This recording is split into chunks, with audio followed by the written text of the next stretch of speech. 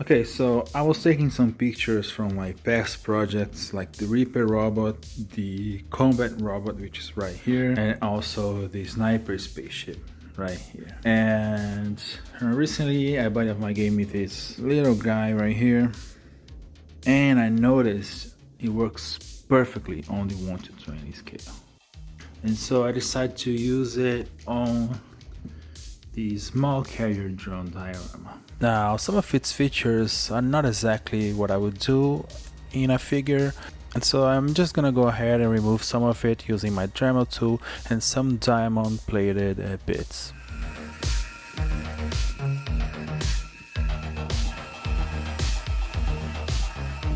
Here's how far I went. I just removed the features on the front. I removed that detail around the neck and the back. Now this plastic is kind of tricky to work with. It doesn't sand very well, as you can see. I kind of was expecting that because I don't know if you can see, but the plastic is kind of flexible. So yeah.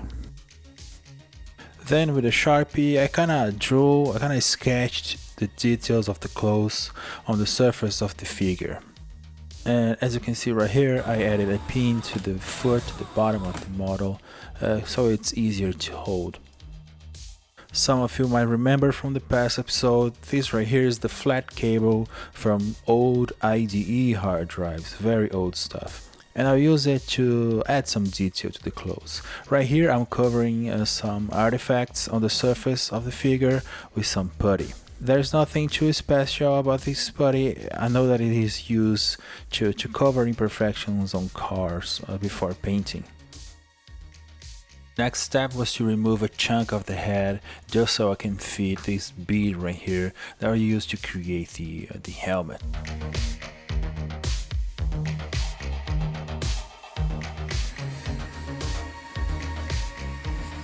And as you can see right here, I made some changes to its shape.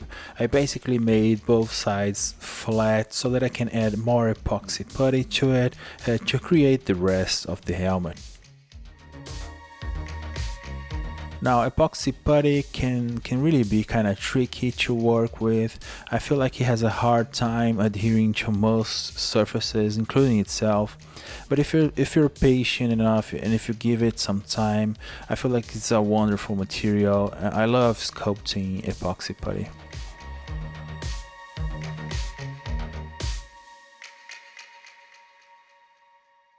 Okay, so here's how it is after some coats of primer, some epoxy putty, and also of course a ton of sanding. And as you can see, I also added some details to the legs. Now I want to start working on the backpack, and I found this greebly right here, which feels a good starting point for it. You can find greeblies like this one on some older USB cables. Now let's go shopping and let's start adding details to the backpack.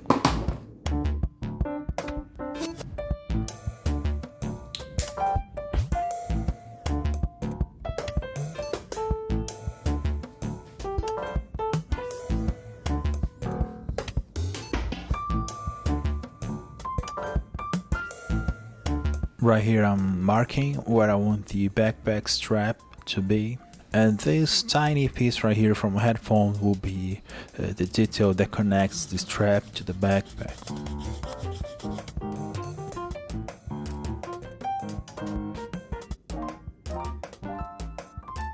Now you really gotta be careful when using some electric wires with primer, like I did in the backpack, but also in some smaller boxes on the, let me show you, small carrier drone. That can backfire and the primer can kind of react with the rubber on the electric wire. So yeah, you gotta be careful, you gotta test it.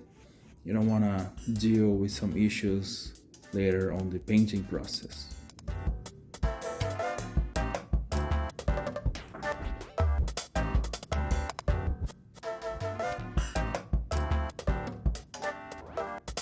This right here is why I love adding a human figure to all my dioramas. I feel like without it, the robots can kind of look like toys, and the human element, the human figure, kind of adds to the scale of the robot. You can kind of see what I had in my head from the beginning of the project. But as you can see, the surface of the figure is not perfect at all, and so I'll do some sanding first before starting the painting process.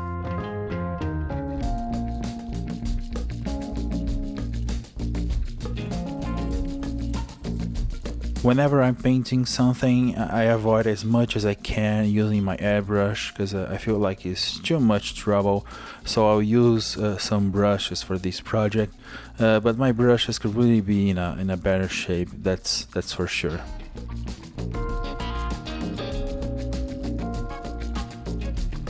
So I gave a base color for the top pieces, as you can see right here, and then I went back and I painted the whole figure all at once.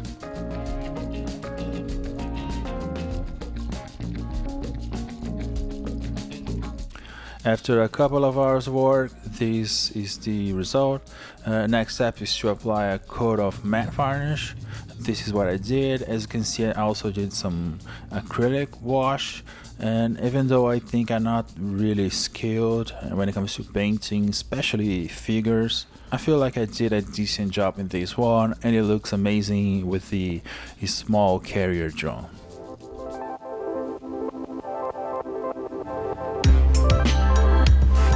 Hi everyone, I'm here today joined by my friend right here to talk about some changes I'm making to my Patreon page. Now don't worry, this is going to be very quick and you guys won't need to see my ugly face for too long. Now I'm making some changes to my Patreon because I wanna simplify things, but I also want to give back more to you guys. And so from now on, in addition to the Patreon feed and the access to the Discord channel, I'll begin recording some exclusive video content, that being a shop vlog, and you'll also be able to ask me some direct questions. So if you want to know something about my shop, how I set things around here, maybe even some techniques, this is very useful for that.